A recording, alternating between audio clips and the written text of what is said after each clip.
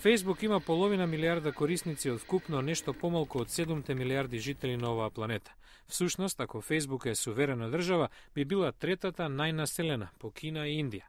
Од некогашен личен обид на основачот, студентот на Харвард, Марк Цукерберг, да се поврзе со неколку пријатели, Facebook изминативе 15 месеци добива по 8 нови корисници на секоја секунда.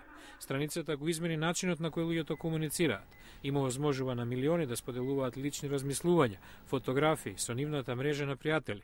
Основачот коментира: Луѓето се поврзаа, не само што споделуваат информации и различни видови на содржина, туку се поотворени и се дружат се повеќе. Се промени таа општествена норма.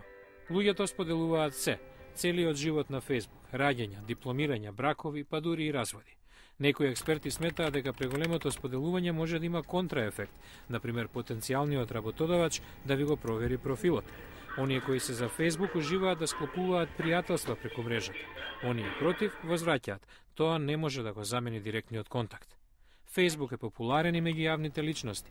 Председателот Обама го користеше за изборната кампања 2008-та. Дури и папата Бенедикт има свој профил. Facebook беше главен медиум на кој се дознаваа најновите моменти од постизборните протести во Иран.